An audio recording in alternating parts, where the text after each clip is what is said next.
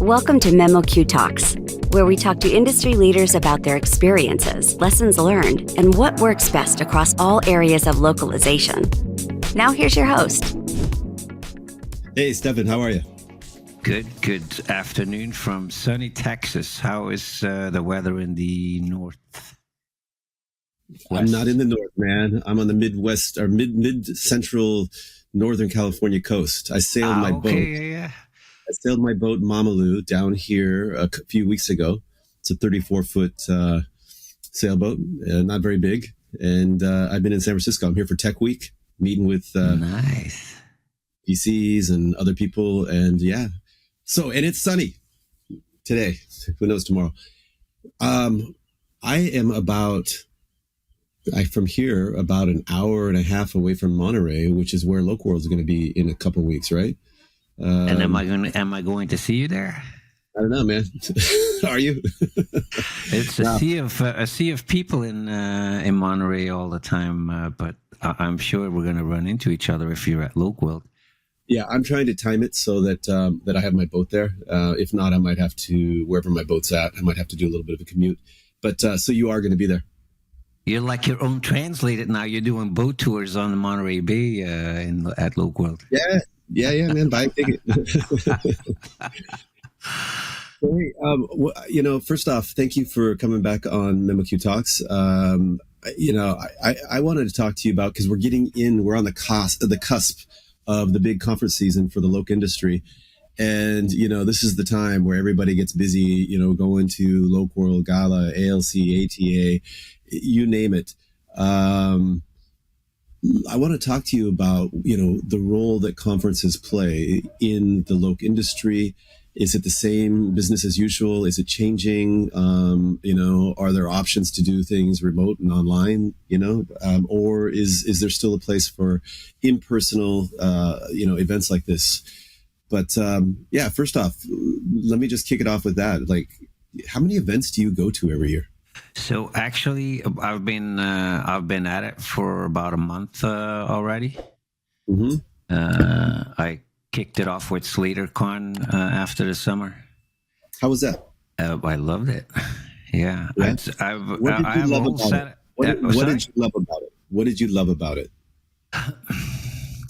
I think SlaterCon, it has its own flavor, like all the conferences, and that's what I find particularly interesting about the different events. That some of it is somewhat similar, but there's a lot of differences. And SlaterCon in particular is a completely different flavor. I would say, if I had to describe SlaterCon, it's a more it's a higher level audience that's more C-suite and up, and it's very business oriented. It really looks at the language industry from a macro level, and you get a good sense of what the investors are thinking about when they're thinking about the future of the language industry. So that's kind of what's different about SlaterCon. It's a smaller audience too, and you're mingling with a lot of CEOs all of a sudden. That's a weird experience for a meek kind of guy like me, but it's interesting. Oh, yeah. Nevertheless. You're known for your meekness, as are all Dutch people. That's right. Yeah, The Dutch inconspicuous and low unassuming. That's how you describe me. So I totally agree with you in terms of my perception of SlaterCon. The last one I went to was ages ago. I went to one here in San Francisco, in fact, and it was a great event. A lot of people from the C-suite there, very much focused on macro trends that would affect the business decisions, etc. When it comes to M&A and so on. Do you have any key takeaways that that when you left there, you're like, wow, this is something that I learned while I was here, that a day ago or 2 days ago wasn't on my radar or wasn't sure about? Maybe not per se new, but certainly a confirmation of the perception that I had. And I try to live in the high-tech AI space and localization. I try to live there most of the time and get information about what's happening from that perspective. And I think the main message that I came away with from Florian's opening keynote, which set the tone, I think, was that the industry is broadening and the opportunity lies there. It's time for us to get comfortable with breaking out of the translation box and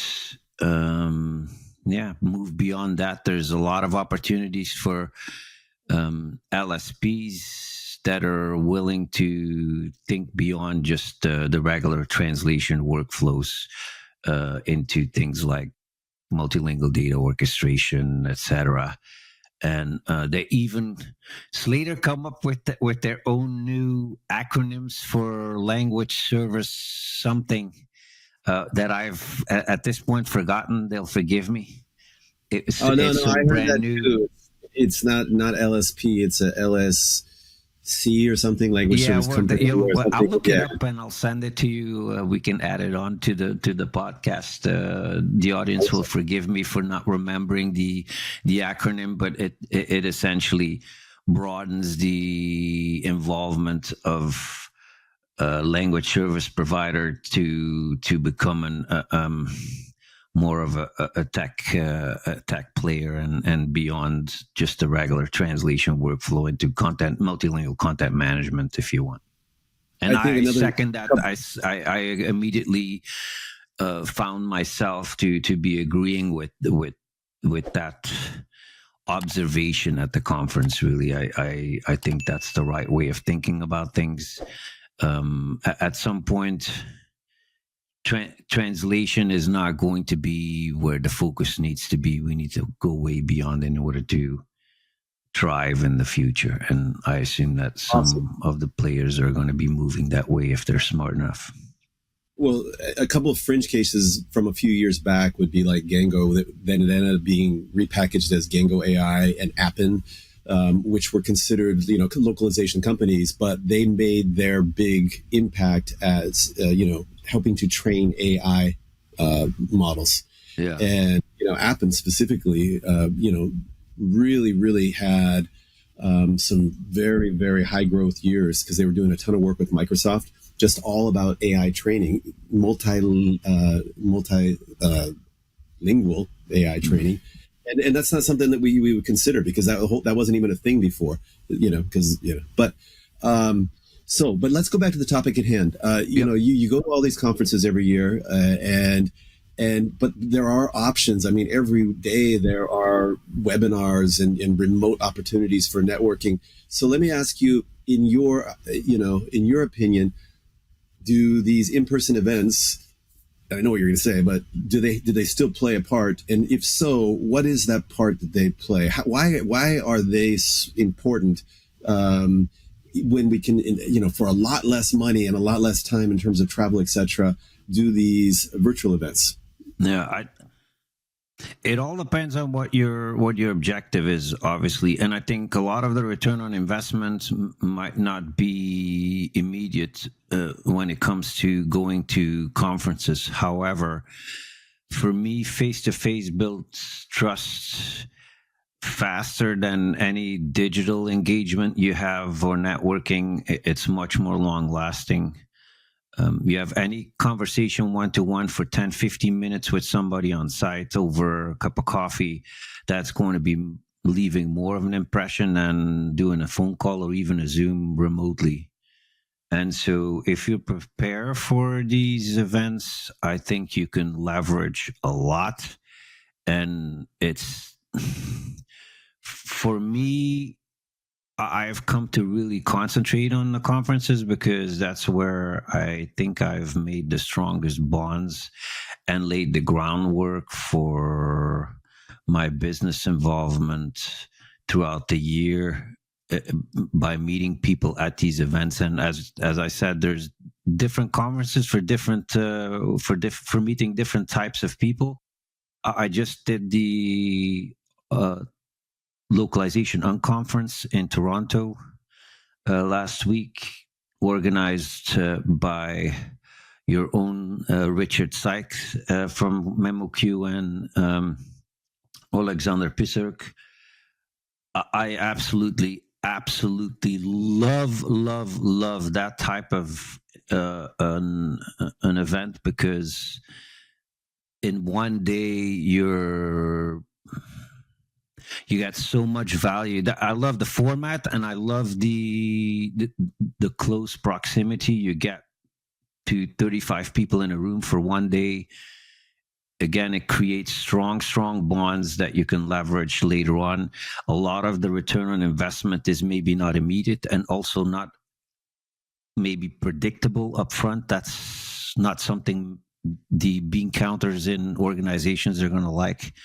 They want to see that ROI upfront, but a lot of this is somewhat murky, but it always pays off, I find, later on, because you're going to want to talk to somebody or have a conversation with somebody that you met and had a bond with over a drink after the conference, or you had a really great discussion with during the debate at the conference, and they know who you are, and it's much easier to open up that communication once you've made the connection. Does that make sense? I don't know. I'm rambling on.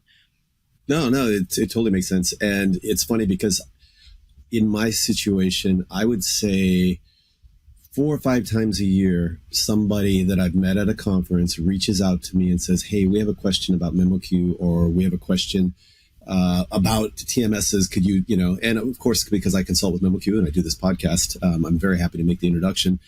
And I've had it from very senior people in very large organizations, but I wouldn't have met those people if I hadn't gone to those events.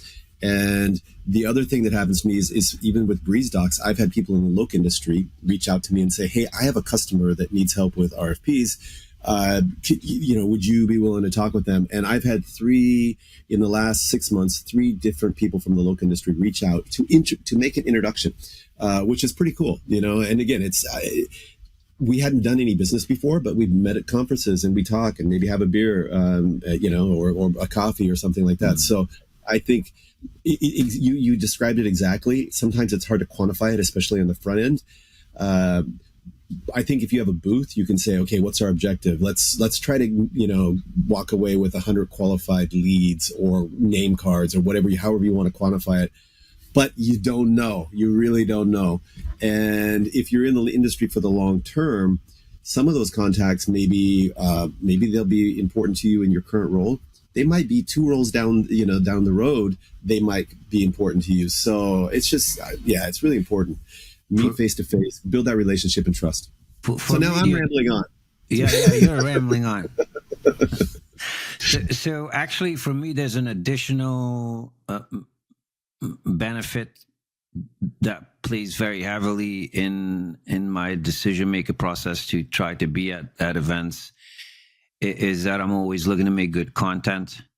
I've now created a content monster that I have to feed on a regular basis. So I'm looking for a good. Are you an influencer?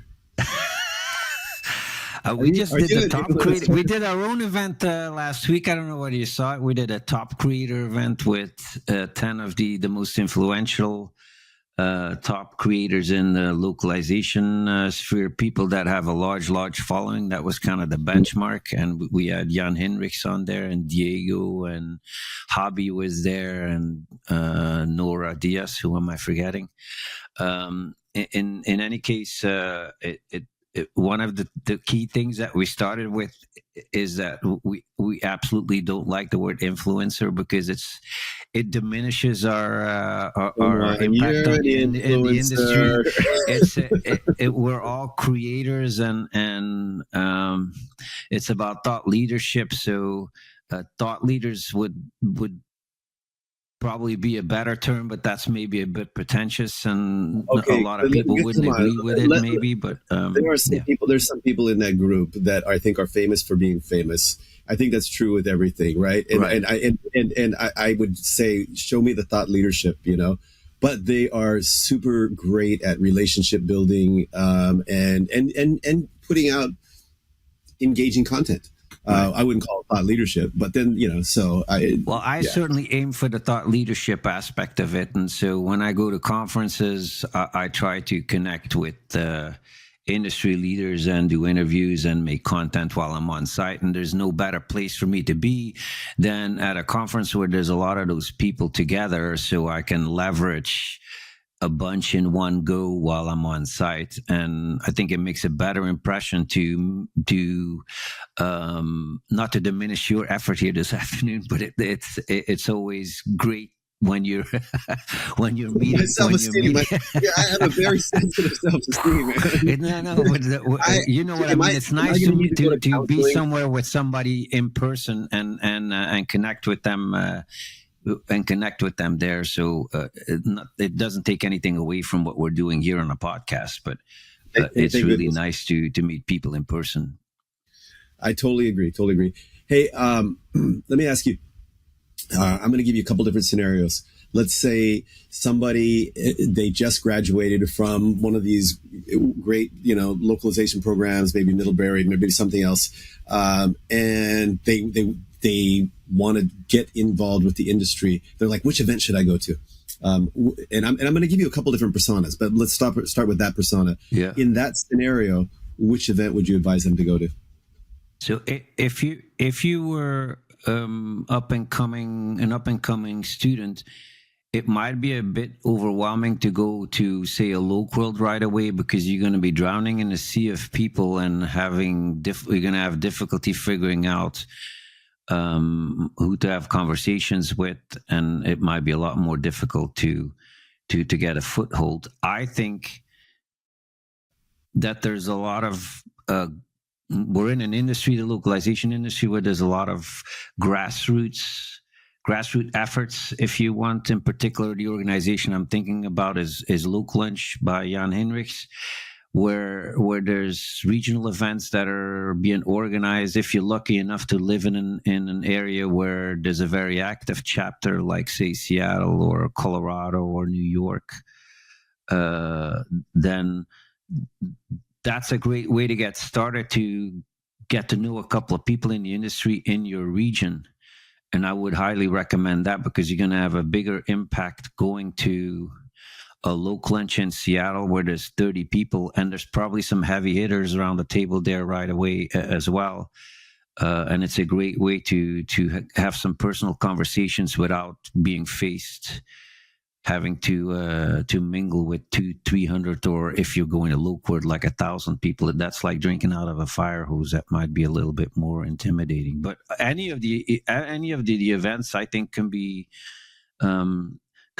beneficial. It also depends a little bit, I think, on what your focus is. If, for example, you're looking to do something more technical and you're involved in, say, any kind of the engineering aspects of our industry, or you want to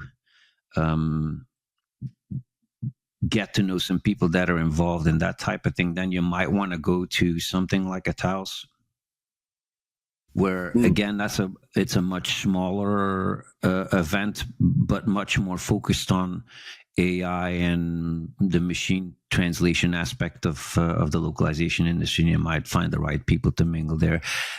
The reason that I mentioned, and I'm all over the place like a ping pong ball, but the reason that I mentioned LocLunch in the beginning as well is because that doesn't cost any money, and if you're a student on a tight budget, it might be a lot easier to just join in for a $40 lunch that you pay for yourself than go and pay a heavy ticket at one of the larger conferences, and it might be a tall order to cough up $1,500 to participate in one of the larger events, never mind the hotel cost, and if you have to travel, all that. So that's maybe the downside a little bit on the conferences.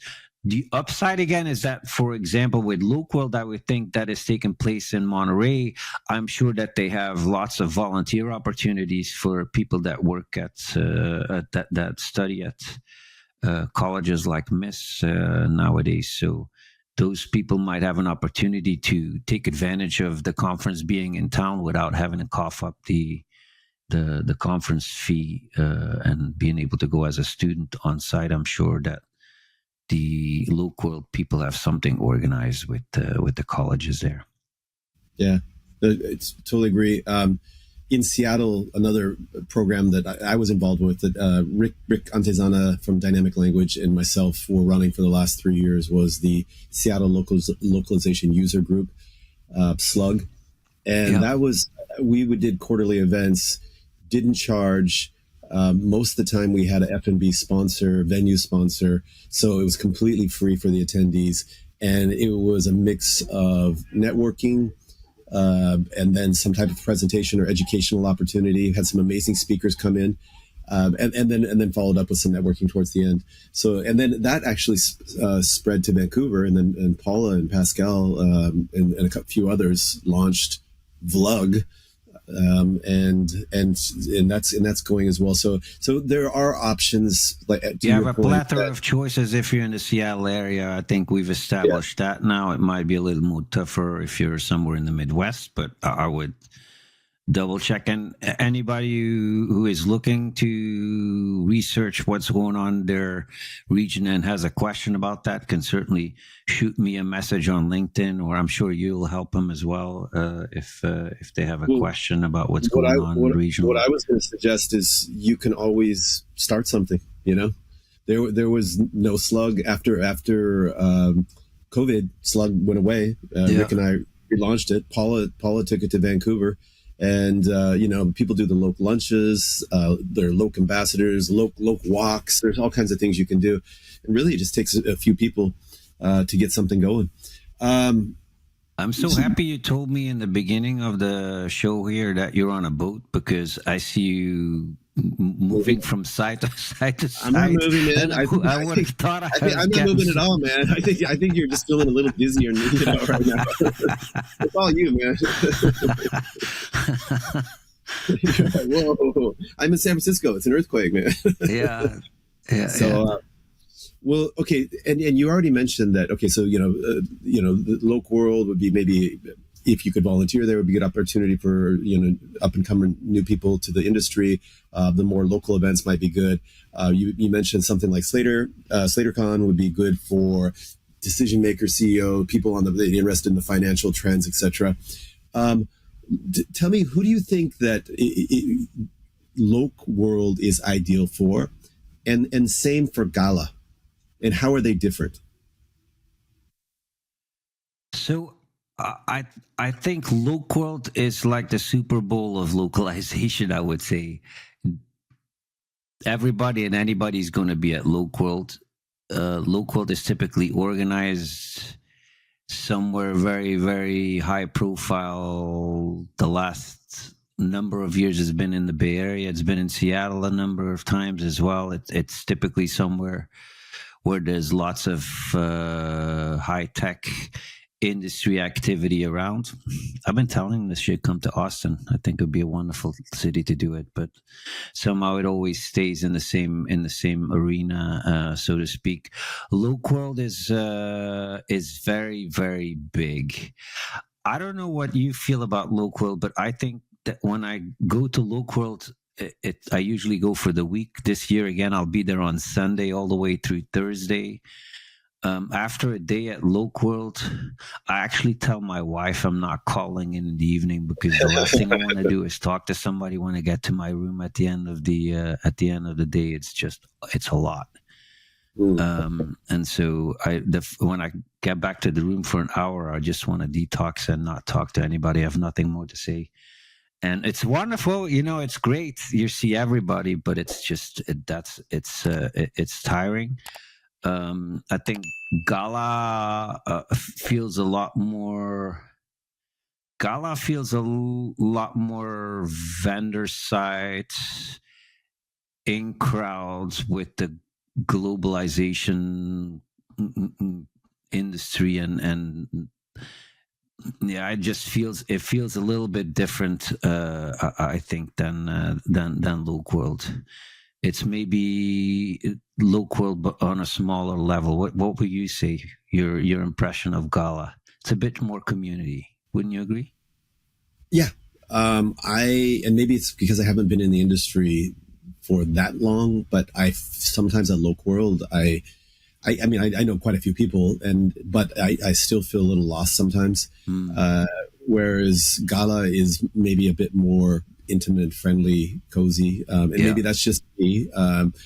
And yeah, maybe more international than LocWorld. LocWorld, when they have it in Silicon Valley here, obviously they're doing that because you have all the big tech companies that are doing the localization here. So you may get an international crowd, but they're all people who are living on the West Coast of the U.S. And then you'll get people who fly to on the sales side to get over here. Gala, I feel like the last Gala event I went to, Argentina had the most people, it was the country that was most highly represented. That was in San Diego, right? And so it was like, wow, you got all these people traveling from all over to be here. Yeah, they're all good, man. I was in Montreal this year, and yeah, it felt more intimate, and I thought that the sessions at LocWorld, I think, it's tricky.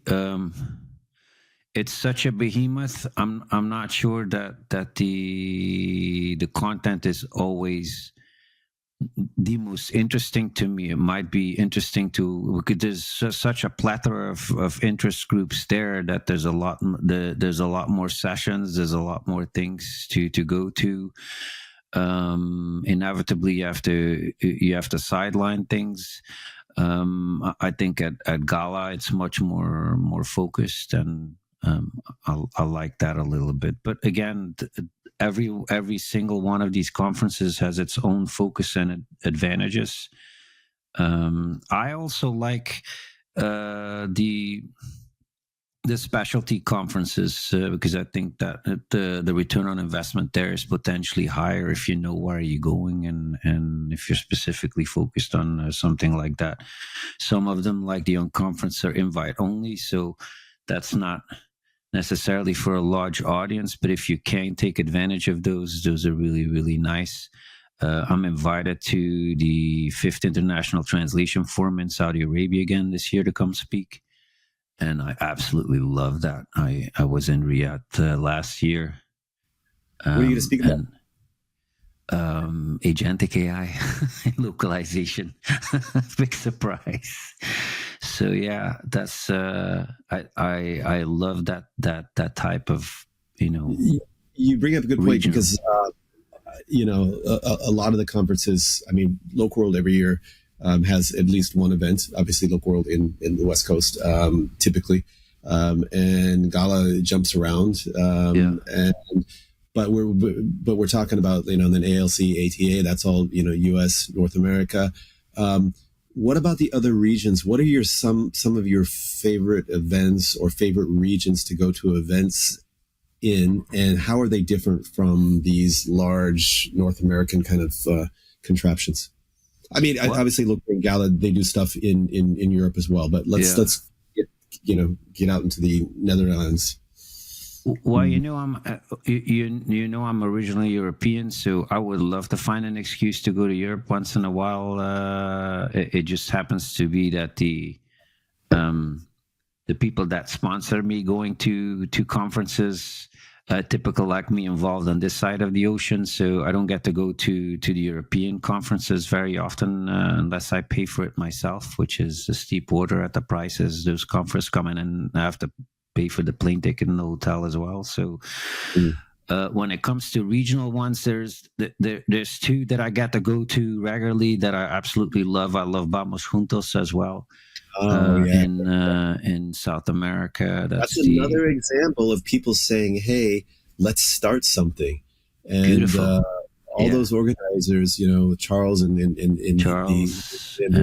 conspirators, they've done an amazing job, in just a very short time. And it's definitely unique compared to anything that's going on in North America. So I'm envious that you you've need been to to make it to Vamos Juntos if you like a Latin American party. Somehow I think that you would fit in there just fine. And that's a different flavor, the Vamos Juntos conference. It's They Was do last one was in Mexico City. I think the next one's Mexico going to be City, and the year before it was in Lima, Peru. I went to next is both going of to be in those. Argentina. And next year is going to be bucket list because I've not been to Buenos Aires in Argentina. And I'm counting the days for that because that's going to be a really good one. There's a lot of localization firms in Argentina. They've been waiting for a long, long time for an event like this, and they're going to knock it out of the park, I'm sure. Well, that's what I said. Like, they at the Gala in San Diego a few years back, Argentina sent the most. They were the most strongly represented country, which they're like, well, we're traveling halfway, up to the northern hemisphere to see you guys. So like you said, I'm sure that it'll be much appreciated and very well attended.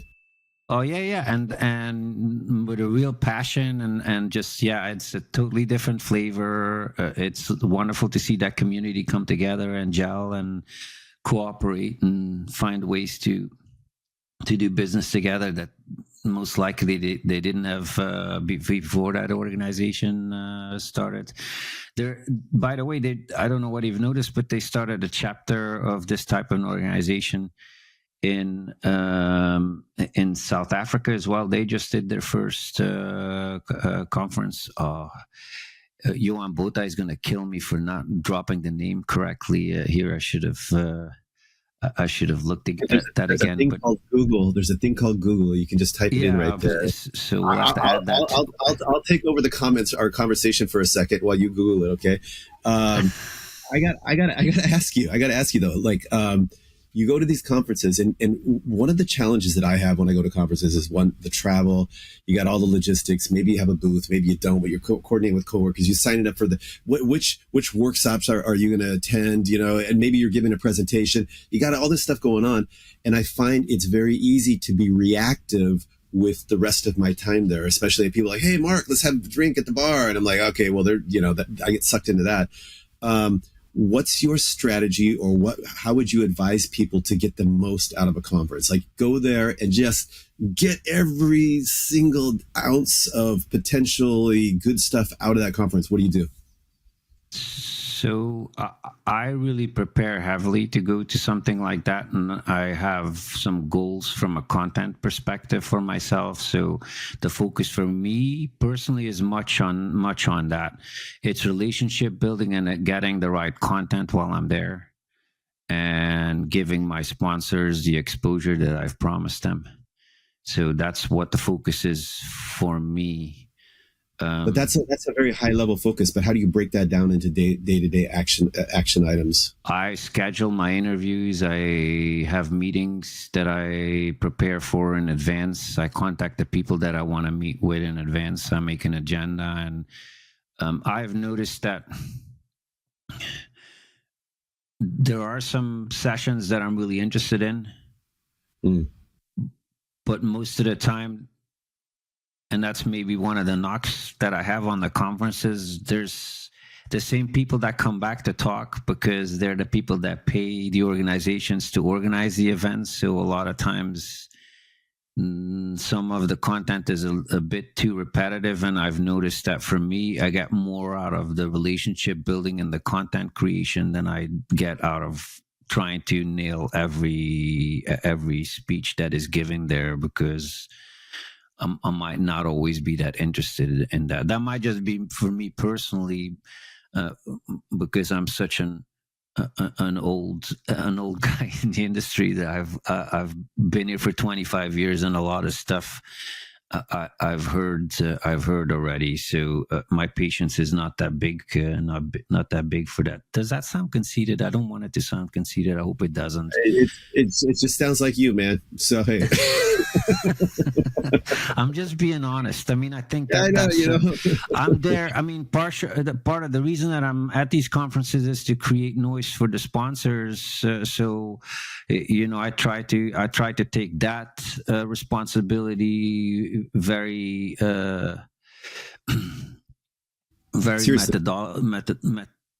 I don't know the word. Anyway, I'm trying to take it very serious. Is what I'm going to say.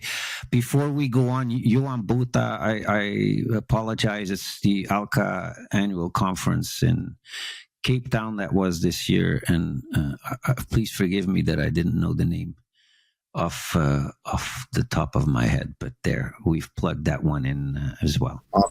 Awesome. Cape Town, I don't know if you've ever been there, but amazing place, beautiful. And South Africa, dude, if you like steak, seafood, and wine, maybe Argentina would compete with that, but it is amazing, man. The food, and when I was there, I spent almost 2 weeks there on a business trip, but there was a lot of wining and dining and all that stuff. And wow, the portions, the quality, and then the pricing was just all, you don't have that. We have where you can get quality and you can get service, but then you got to pay for it, right? Well, in South Africa, you get the quality and the service, which would be like the quantity, the size of the food, but then the price, it wasn't inflated. The price was like, compared to like every place else I'd been in the world, was extremely affordable. Like a bottle of great wine for $6-7, beautiful steak for, $15, $20 at a really nice restaurant, right? And we're like, what? Something's wrong here, man. But amazing. Yeah. Yeah. So that's my one of the things that I think is going to be changing in the conference space a little bit, I think, and is that we have to, just like at SlaterCon, they were announcing that the industry is in need of broadening its perspective. I think for conferences to thrive going forward, they're going to have to broaden their scope, and maybe this is a good segue into a major observation that was made at the Localization on conference, which is tiny, last week, but I thought was so key.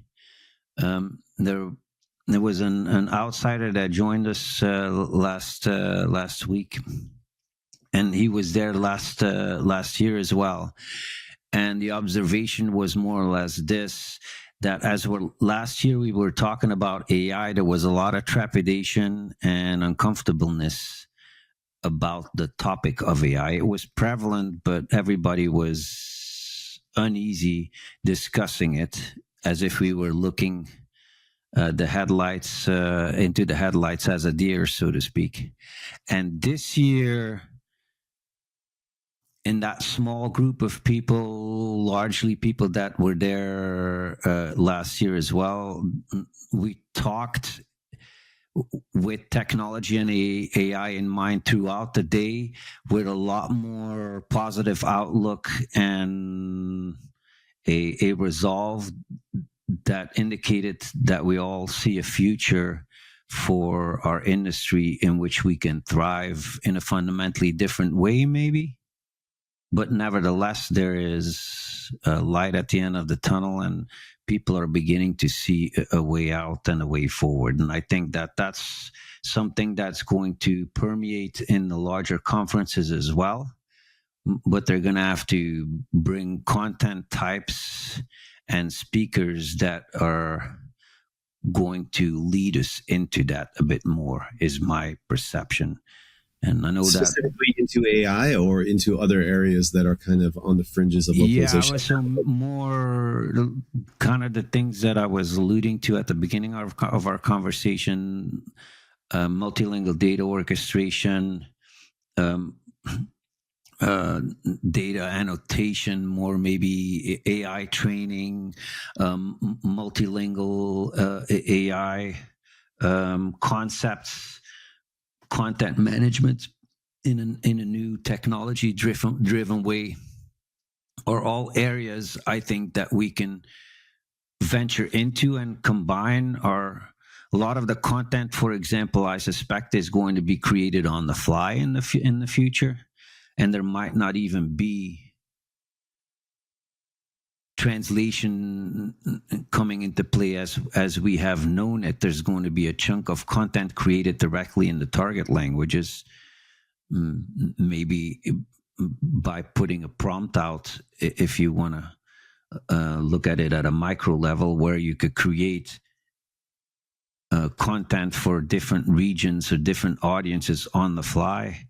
In the long run, that content might be completely personalized for people as well. We're finally in a position where the user experience might be completely personalized in the not too distant future, because the content decisions might be made on the fly entirely. And it would be a shame if our industry would not be involved in that, if it has a multilingual component to that. So I think that there's a big future for conferences like the Gen AI in Localization conference that was organized the first time by Konstantin Dranj, and that's going to be coming up in December again. The type of speakers and topics that are being selected there, I'm a bit involved with that as well. So I know that they're definitely thinking out of the box a little bit, and maybe less bound to the shackles that, if you want to call it that the larger organizations have, to always, keep the sponsors talking and keep the same people on, give the same people a platform that have been talking and keeping us kind of in the same lane. Maybe that type of conference can give us a broader view and give us some different lanes to get wise out of, and elaborate on the cooperations that are maybe not necessarily only in the localization industry as such. Does that make sense? Totally 100% agree. And it not only makes sense, it sounds to me a lot more interesting. I love it when I learn something. So I'm not a very patient person. It's hard for me to sit down and just listen to somebody talk for an hour and a half and not talk. You can tell in the podcast, I try to talk as much as my guest does. But if I'm learning and taking notes, I love it. And I can specifically remember LocWorld, Gala, and some other events. I've been to a million different workshops, but I can remember like 3 specific ones that I was just blown away. It's like, wow, this is awesome. One was in LocWorld Tokyo, and I saw a representative from one of the largest translation companies talking about deep SEO optimized translation and the techniques behind it. And this was back in maybe 2015. And I was just like, that person's a rock star. And I want to learn more about that. Now, in order to stay current, it needs to be about AI search, because the way we are doing search, right? We were actually talking about that last week in Toronto as well. We're not, if you think a little bit about how your own behavior has changed in these last 2-3 years when you're looking something up. The other day I was looking for a recipe, and I was prompting my way through there with the ingredients that I have. Hey, I'm making salmon, and this is what I have in the fridge. Can you make me a suggestion on how I can best prepare that? That's a search that wouldn't even be possible 5 years ago. You wouldn't even think about it that way. And I think we're much more conversational way of searching already, and it's going to only evolve even much more like that. I bet you the kids of our kids are not even going to understand what a Google search is going to be. Google's having trouble right now because they make 60-70% of their revenues from AdWords, and people aren't doing traditional Google search anymore. So they haven't figured out how to completely monetize Gemini yet, right? So they're struggling with that. So it's funny because in my capacity as CEO of Breeze Docs, I'm very much focused on trying to understand the search algorithms, and it's not the search engine algorithms anymore. It's the LLMs and what do they look at? And they look at things like, have any famous or notable publications mentioned you? So for example, if you were written in Forbes, so then a lot of people go out and will join the Forbes Business Council, because when you pay them that fee, they give you the right to publish like 4 papers a year. Those papers, even though it might not seem important, they help you with that search algorithm for the LLMs. Review sites like the Capteras and the G2s, super, super important if you're a technology company. It wasn't important before when it was just search engine optimization. I just had to have all the keywords on my site, in my blog post, and then the backlinks, of course. And now the game has changed. But let me just do something real quick. Evaluation mechanisms are becoming agentic. Since I was talking about that is going to be part of my conversation in Saudi Arabia too, is that a lot of the mechanisms that were just algorithmic in a way that you would think of it as a mathematical equation, if you want, or a logical mathematical equation. That's not the way it behaves anymore right now. A lot of the algorithms on social media as well have become agentic in the sense that they have logic, that they can evaluate what's being said, what's being talked about, how it's relevant to the audience. And so the evaluations are becoming much more sophisticated.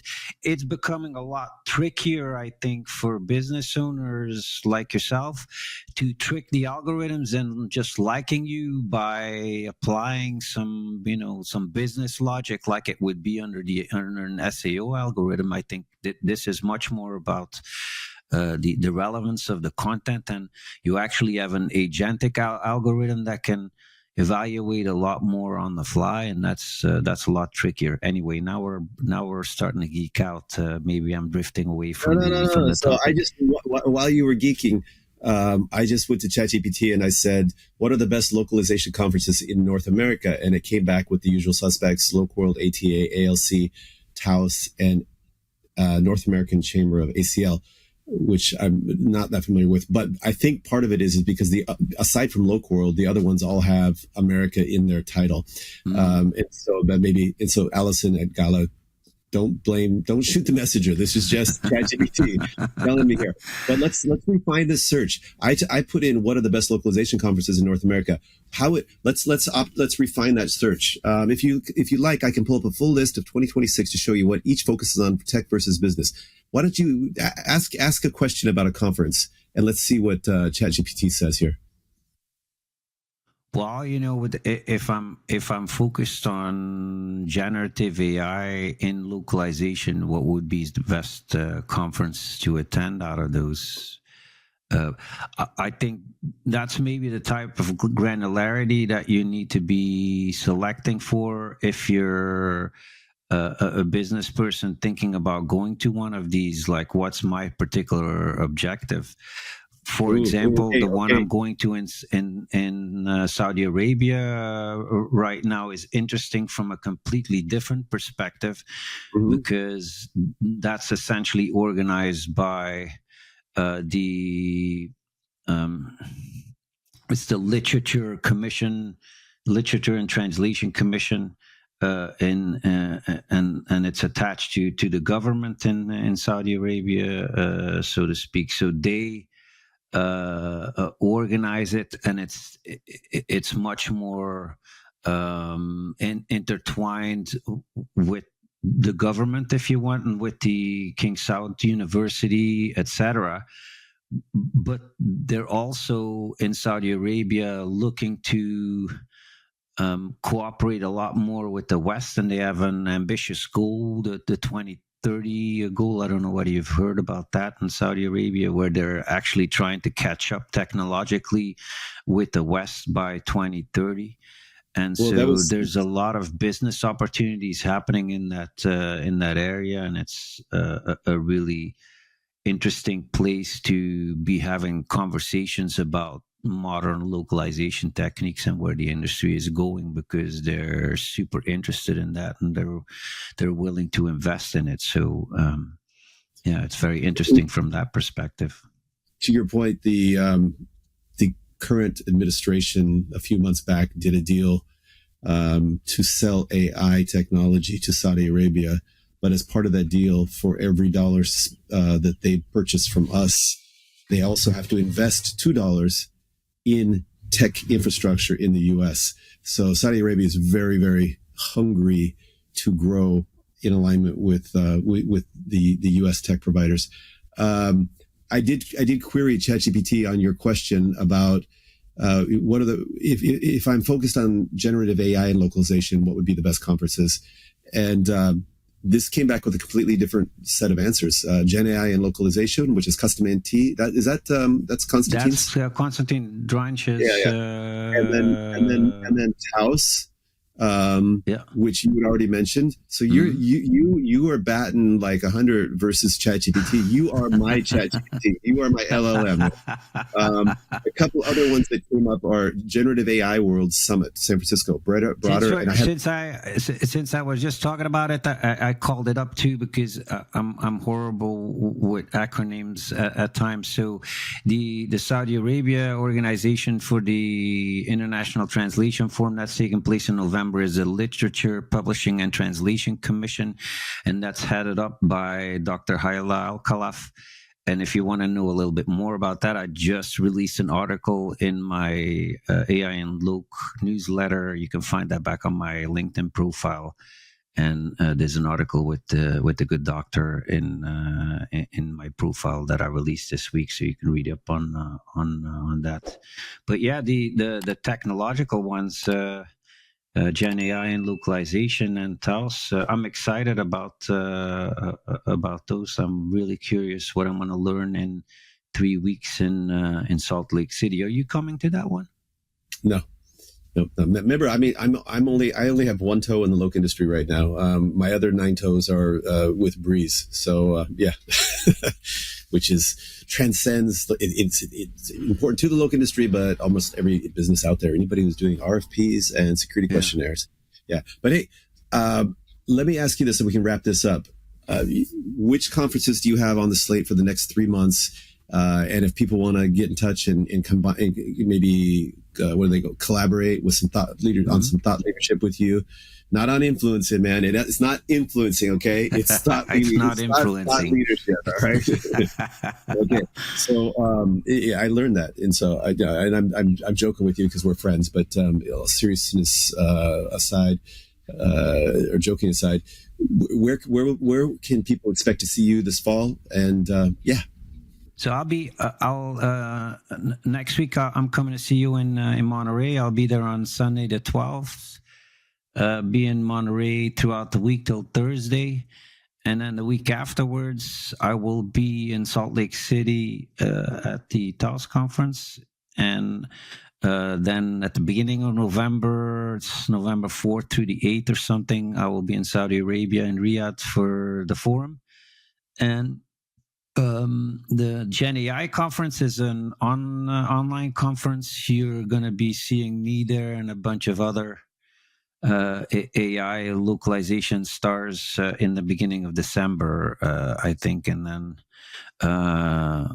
we have to wait from that moment on. It'll be over Christmas to the Vamos Juntos in Buenos Aires. I think that's in March of 2026. It's going to be a busy 6 months here ahead, but it's going to be a lot of fun. You're racking up the miles, man.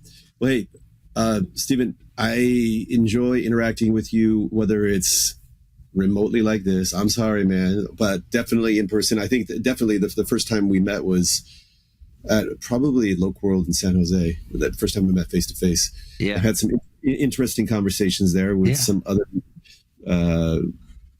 prominent people in the Loc industry about. We've had a lot of fun over the years, and I'm super happy that I'm going to be seeing you in Monterey in a couple of weeks. You're gonna buy me a coffee. I'm sure we're gonna have some fun together when we're there.